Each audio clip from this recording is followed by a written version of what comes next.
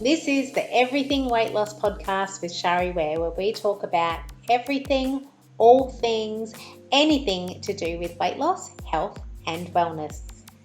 So today I am super excited. I am here with Dr. Lucy Burns, who is a doctor specialising in weight loss for health. She has seen and experienced the metabolic effects of obesity and now is an impassioned doctor helping others change. And I have to say that this is the first doctor that I've come across who's on the same path as me. So I'm super excited. I don't know if you've got that already.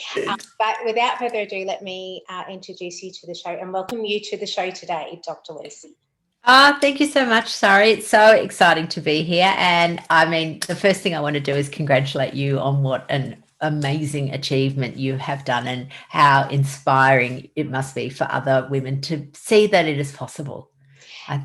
That's exactly what it's all about, knowing that it is possible, and also knowing that there's other people out there who understand what you're going through. Totally. Absolutely. Yeah. Totally. So the first question I'm going to ask you, because I know that you've got an amazing story yourself. So what is your story? Why do you do what you do? So I think most Australian women at the age of 16, I thought I was fat. I look back now and realize I wasn't fat at all, but that was my first foray into dieting. And so I was a very, very good dieter. I could lose weight easily. I was religious in whatever they told me to do, I would do. I would follow a plan, a program, and I was very good. And then the plan was something that perhaps wasn't sustainable. It wasn't something that you could then actually transfer into the rest of your life. And so you would stop the plan and it would all just come back on again.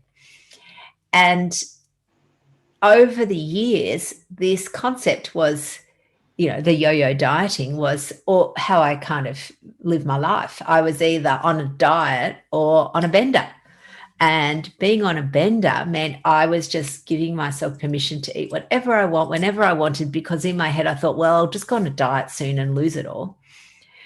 And part of the bender problem was that I didn't really want to go on a diet because the diets were pretty restrictive. And it meant that I was white knuckling my way through weight loss. And then I got to this point in my sort of 40s where I went, rightio, got on the scales. I thought, oh, God, I'm the heaviest I've ever been. I'm heavier than I was 40 weeks pregnant. It was like a line in the sand. And there was part of me that just went, you know what, doesn't matter. You're 40 something, your husband still loves you. Who cares? Just wear elastic waisted pants. It'll be fine. And I was oscillating between that conversation in my head versus, oh my God, what are you going to do? Because there's actually no upper limit here. It's not going to stop. You're going to get to the next level and it'll go up and it'll never stop. So there was just one day where I just went, right, okay, I'll get off my bender and I'll go on to my diet, which my diet was, I really didn't. It was just, eat healthy or something. So I'd toddle off to work with my big bowl of muesli and my mango and some sort of yogurt, and I'd eat it and I'd be starving and I'd be eating. And so I just found that even though I'd stopped all the junk, I actually wasn't losing weight anymore. And I was like, what the hell? I'm a good dieter and I'm not working. It's not working. So I actually did some investigating, kind of ordered my own blood tests and recognized that I was actually insulin resistant pre-diabetic with fatty liver. And I thought, wow, not so helpful. And you can imagine as a doctor, being that metabolically unwell, it was a bit mortifying because I'm thinking, God, I'm meant to be helping people with their own health and I can't even manage my health. So for me, I had to then go and work out about insulin resistance and sort of following all of that journey. And, I had grown up in the low fat era. I could sing every low fat song, Skinny Milk, Tab, all of those chemical. I was a Weight Watchers lifetime member. I'd been there so many times, come and gone. But I had always just lost weight using essentially fake foods, calorie, some sort of diet chocolate mousse that tasted of nothing. I was probably extremely nutritionally depleted. But, at that time, I didn't care as long as I lost weight.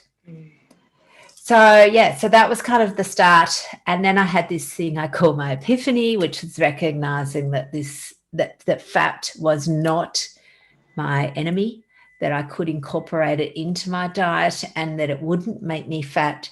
But by reducing, in particular for me, reducing my carbs, reduced my hunger, meant that I was actually able to lose some weight. I lost weight not because I was trying to lose weight. I lost weight because I reduced my insulin, and that allowed me to access my fat stores that had been previously locked away. So that was my epiphany moment. But what that gave me then was this opportunity, because I suddenly wasn't hungry, to actually learn a bit more about myself and all the reasons and all the reasons I was using food other than when I was hungry.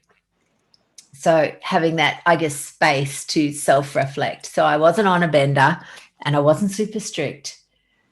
I wasn't sort of white knuckling, depriving my way through. I then had time to reflect on all the things that I had previously thought food meant. Yeah. So that was my journey. And I guess so 3 years ago, so for me it was 25 kilos that I lost. And like for the first time in my life, I've been weight stable for 3 years. And I just think, it's like a miracle. I've never been weight stable since I was 16. So, yeah. Yeah, wow. Okay, so that's an amazing story, and I feel that it's a story that a lot of people have. However, they don't know about the insulin-resistant part because they've never been told. No. It's not a thing that you get told when you go to the doctor. That's usually it's not something. In my experience, it's definitely not something that I've been told. It's totally not. And I think there's a few reasons, but yeah, a lot of doctors are not aware of the hormonal theory of obesity, that insulin is, the driver. It locks away your fat stores, that you literally can't access fuel. So therefore you eat. They focus on the fact that you eat. Therefore, that's why you're fat. You eat too much. Yeah. Yeah. You're eating because you can't access your fuel. Yeah. No, totally not as simple as that. And that high insulin makes you hungry, like so hungry. And that's the idea is, just, deny your brain the hunger and lose weight. No, doesn't work. No. Right. So what, if I was to ask you if you had a superpower, what would that be? I love this question. So I think my superpower is being able to tell stories and use analogies to make complex, perhaps even insulin style models, complex things simple and relatable, so that people can really go, I get what you're talking about now. That's amazing. And that makes it so much clearer. And so when they can really understand why they're doing perhaps behavior, that they sort of go, they come and they go, I don't know why I keep doing this, Lucy. I don't want to eat after dinner, but every night I sit down and I eat after dinner. Yeah. I tell stories to them about, well, this is what's happening and this is the analogy and this is what you can do about it. And again, I think that's just come from my own having that space away from being dieting or binging, to reflect and work out what is the behavior and why is that happening. Yeah. Okay. So analogies and stories are very powerful. That's a very powerful and valuable tool. And I know that you're about to give us one right now because there's a topic we're talking about today, and I know you have an analogy for that. I do. And interestingly, so that topic is, it's the change behavior model, which has been studied for a long time. But the language that I was taught at uni and that perhaps other people are taught is so far removed from everyday people that it makes no sense. Mm-hmm. So when we talk about the change behavior model, there's 5 phases. And the first phase is something called pre-contemplation, which in my mind is just the most stupid term ever. It is not a word that anybody ever uses. And then they start to think about it and they go pre-contemplation. So it's before I'm even thinking about it. I go, yeah, how dumb's that? Do we even do that? Yeah. So the way I look at this, so I have the model originally was like stairs. So you sort of stepped through each level. The way I kind of design it, it's like a wheel. And in fact, it's like almost like a pie chart. So the first sort of bit of pie is this pre-contemplation. But what it actually is, in pre-contemplation, it's where you don't even want to know about a problem. Yeah. So it could be anything, this problem. It could be smoking, drinking, eating, gambling, anything. And you don't want to know about it. And your brain's very happy there because it's just living in its little la la land. But your body's pretty unhappy because it's bearing the brunt of this, whatever you're doing. And so I just call it denial. It's just denial.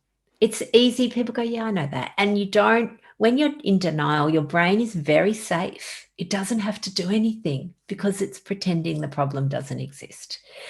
The problem in denial is that that's where a lot of damage can occur. So the next part of that pie is called contemplation. Okay. Now we get to Okay, so pre-contemplation, contemplation. Now, most people know about contemplation. It's sort of thinking about something. But again, when you're thinking about it, it sounds quite benign, like, just contemplating a snooze on the couch this afternoon, or I'm just contemplating, a swim. It's something that you're just vaguely thinking about. It doesn't sound at all hard. But I can tell you, for weight management, when you know that you move out of your little bubble of denial and you suddenly realize there's a problem and you have to do something about it, it's not at all benign. It's a terrible place. You suddenly know, oh my God, I've got to do something. I've seen this picture, or I've grown out of my undies, or I've just had a diagnosis of diabetes and I have to change, but I don't want to. It's going to be hard. And you might have a few little goes and you can see that this is not a benign place. This is a terrible place to be. There's guilt, there's shame, there's self-loathing. So I call this place purgatory. This is purgatory, and it's really destructive to both our brain and our body because our mind is miserable but we're not doing anything. So we're still very miserable.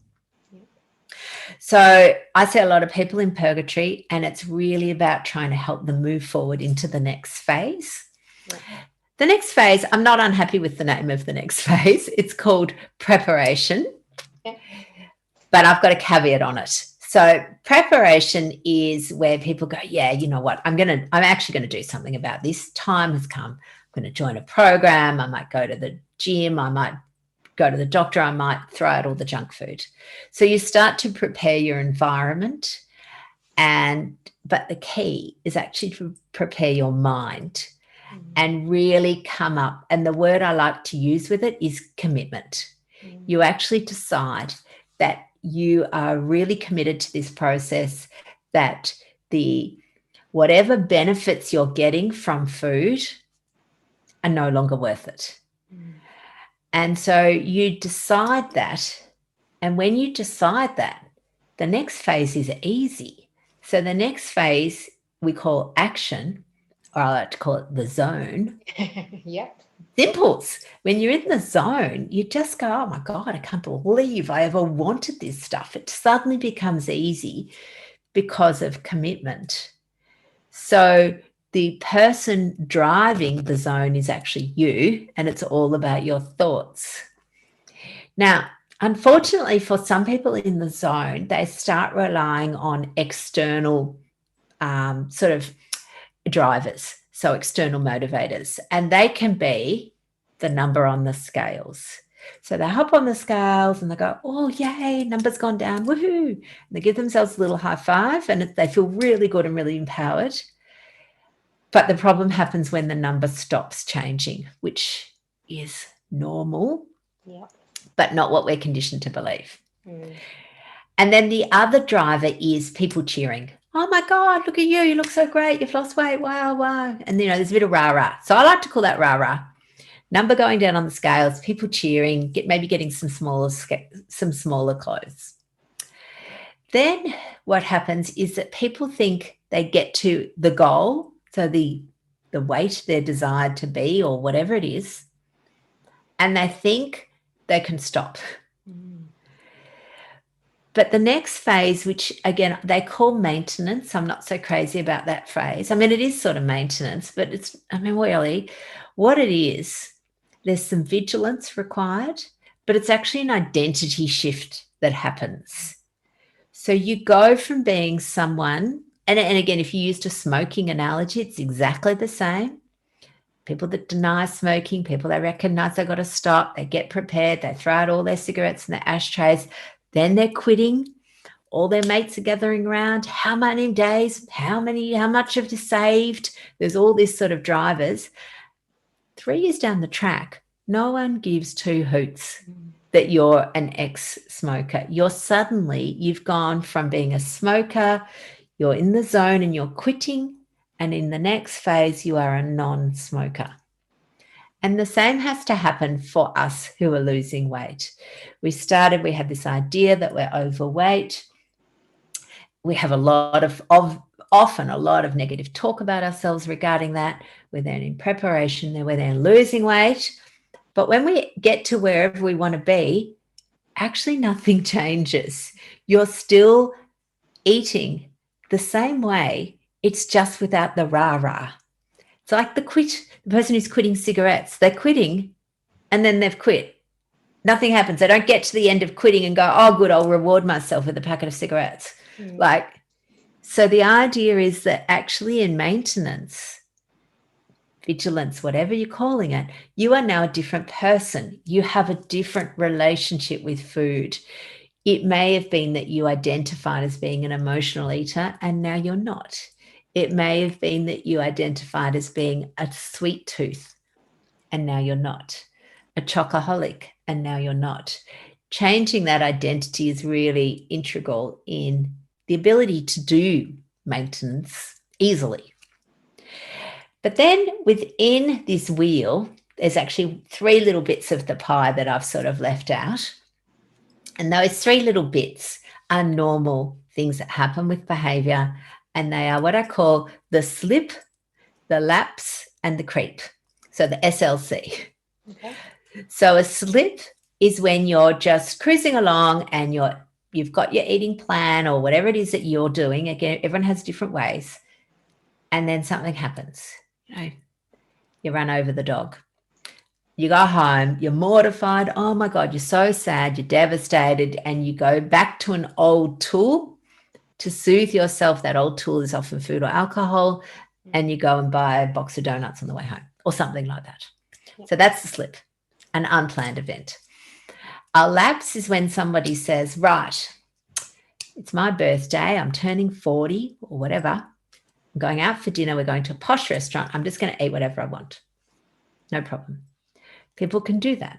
What they often do is forget the post-lapse plan because then their brain slips back into, wow, it's a free-for-all. I can do whatever I like now for the next day, week, 6-month period.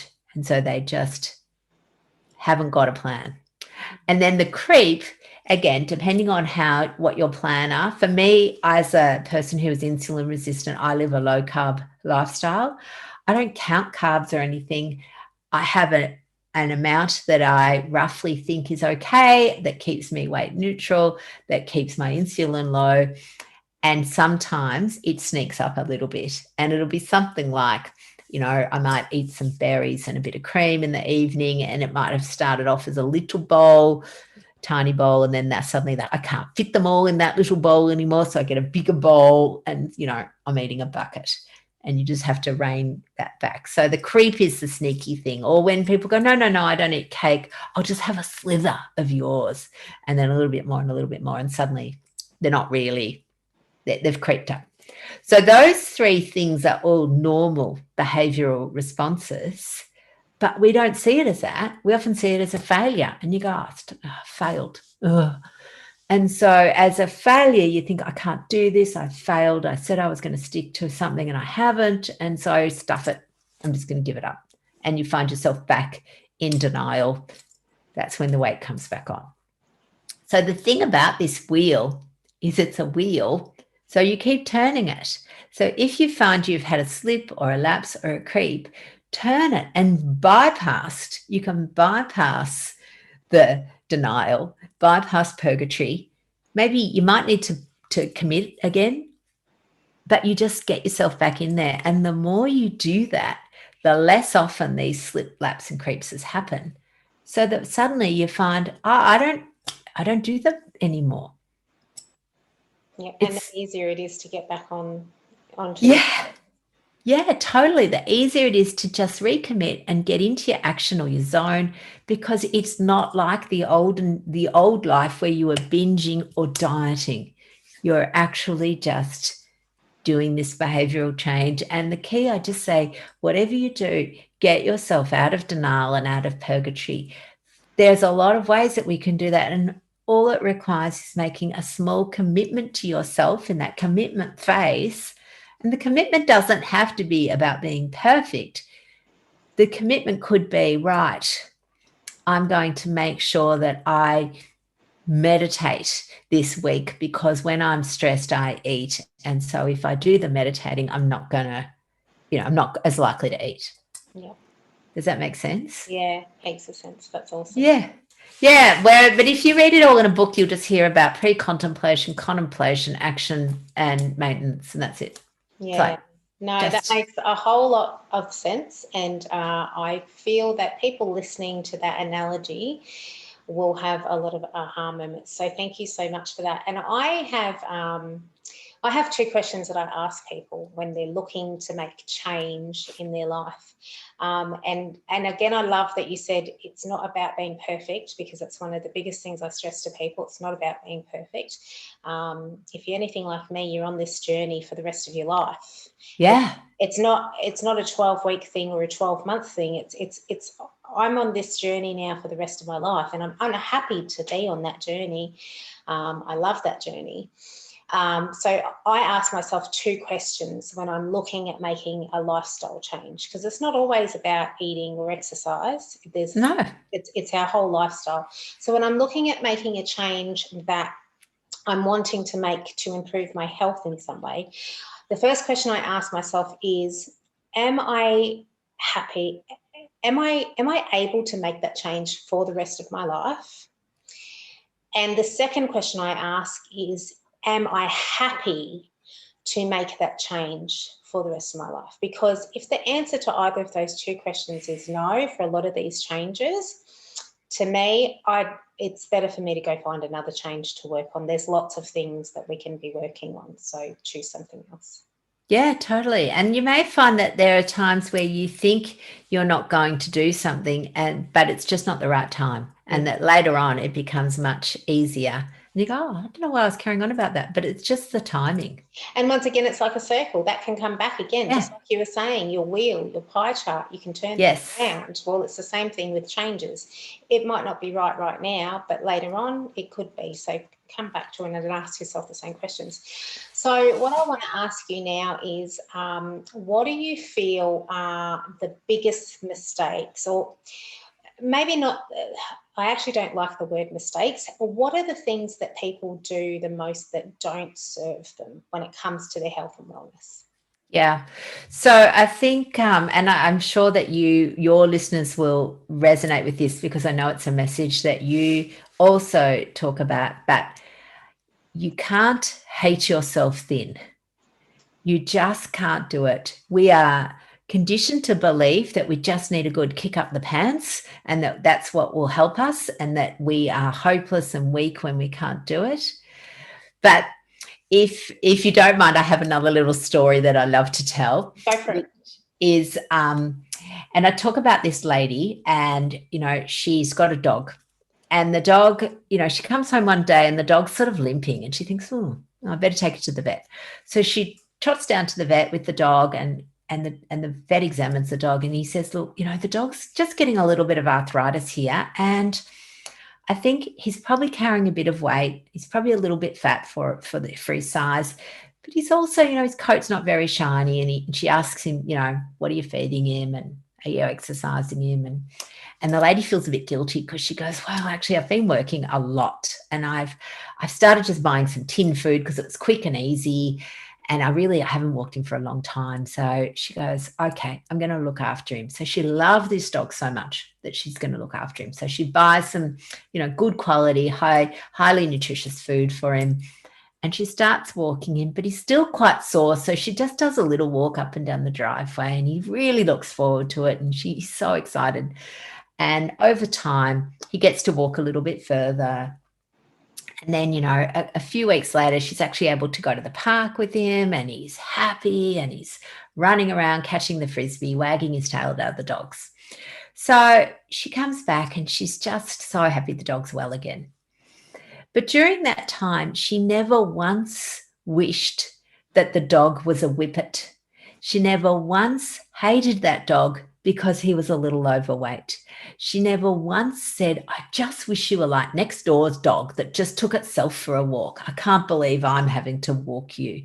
She loved that dog so much that she was prepared to look after him. And in doing so, he came back to health. He did lose some weight, but his coat was shiny and his eyes were bright and his quality of life was so much more. And I think we need to treat ourselves the same. We can't be berating ourselves to exercise because we go, oh my God, you're so fat and ugly. Just go for a walk, you lazy ass. And that's terrible talk, but we do it. We do it. And you know what? I think one of the most devastating moments for me, which maybe was watching, and I know that it's television and it was probably all just, I'm hoping, acted, but was when there was that episode and there was a very overweight man who just was giving up at the gym, and Michelle Bridges just berated him and said, what are you, a man or a mouse? You're pathetic, and basically humiliating him. And I just thought, oh, you can't do that, because that's what we think we need to look after ourselves, and it's just horrid. So self-love is the way. Kind, compassion. We are going to make mistakes. We're going to have slips, lapses, creeps. It's all normal. The key is just to be, I think sometimes I use them as learning opportunities and be able to just move yourself forward, like this lady and her beautiful dog. Yeah. And again, with this dog analogy, there are all dogs of all sizes, and everyone loves different dogs. Some people like Chihuahuas, some people like Labradors, some people want a French Bulldog. We just love dogs because they're such beautiful creatures. Humans are the same. We're all different shapes and sizes, but for whatever reason, our society has glorified a human that looks like a whippet. Yeah. We're not all, and we don't need to be whippets. Yeah. I absolutely love the way that you told that story, that analogy. It actually brought some tears to my eyes, I have to admit. So hopefully it does for other people as well. And that's definitely a big message that I convey as well. Like you said, people come to me for weight loss most of the time, but I actually don't help people lose weight. I actually help people to love themselves more, so that they do what they want to do for themselves, and what they do so freely for everybody else, but not for themselves, because they don't feel like they deserve it. So. Yeah, they're not worthy. And yes, and a lot of women in particular get, that women are the linchpins of families. And so they give to everyone in their family. Everyone else is all right, and their cup's empty for them. Yeah. They get the dregs at the bottom of their coffee. Yeah. And by actually taking back a little bit of that and recognizing that other people will still love them if they don't do everything for them. Yeah, definitely. It's totally the key. Yeah, absolutely. So what would you say would be one action step that somebody could take today if they're in this place, if they're in purgatory? Let's talk about purgatory. If they're in purgatory, what would be at least one action step that they could take that's going to get them moving to the next level? So part of the main reason people are in purgatory is because they're using food as a tool to soothe for whatever reason, to manage those negative emotions. And the story in the head is that I couldn't live my life without chocolate. That was my story. What am I going to do? How is reading a book on the couch going to be fun if I can't have Maltesers with it? So what happens over time, though, is I don't want the Maltesers anymore. So in my head, I now say I eat everything I want. I've just changed what I want. So the step forward is to build some trust and commitment with yourself. If you're ready to completely ditch sugar in particular, or recognize what it is that you're doing, I think the first step is probably self-awareness. Work out what you're doing. Why are you eating a tub of ice cream every night? It's not that you're a glutton. There'll be some soothing that's going on there, and going, okay, so what are my thoughts? What are my emotions? What are my feelings? And thinking, is food actually going to help them? Does short term, that's the really crazy thing, tempting, but long term, it makes you just feel worse. I often think of sugar, it's like a bad boyfriend. It promises the world and delivers nothing. That's a good one. It is, especially, those boyfriends that you may have had, and they sort of dragged you along a bit, and they strung you along, and you kind of would get a glimpse, and then they just made you feel bad about yourself. That's junk food. That's what it is. So I think recognizing that is really empowering. And then educate yourself, listen to podcasts, listen to your podcast, read books. There's buckets of stuff out there. And if you still need some help, then get help. There's no shame in getting help. I think that's the other thing. People think they should be able to do it themselves. And people think that, I can't tell her that because what's she going to think of me? I can tell you, I'm sure, no matter what people have done, you or me, we've eaten the same food. I've eaten, ridiculous quantities of food, not because I was hungry, and not because I really enjoyed it, to soothe. And the thing to remember is that we're not experts in, the normal person who's listening to this podcast who has an issue, who's been going, oh my gosh, that's me. Oh my gosh, that's me. They're not an expert in this subject, and you can't be an expert in everything. There's not. It's just not. It's really not possible. There's not even enough time to be an expert. In everything. So, it's just like if you're not a mechanic, where do you take your car when it needs to get fixed? You take it to an expert, you take it to a mechanic. If you have a business or for your own personal income tax, if you're not an accountant, you're not an expert in that field. So you take your information to an accountant and they do it for you. It's just the same. Everybody needs help in some place in their life because they can't be an expert in everything, and they need some help in different areas. So this is exactly the same kind of thing. People just don't see it that way. No, because I think the thing is that people think they should just be able to stop. All I need to do is stop is their answer. Try harder. Yeah, or try harder. And it's not. It's totally untangling all the stories, all the thoughts, all the conditioning, and actually getting good advice with good support to help you, because our brain loves to come up with what I call very reasonable excuses. Very reasonable. It doesn't come up with ridiculous stories. Reasonable. And the reasonable thing is always, I'll just have a little bit. A little bit won't hurt. They're so common. Yeah. All right. So I know that you have a podcast as well. I've actually listened to every single episode.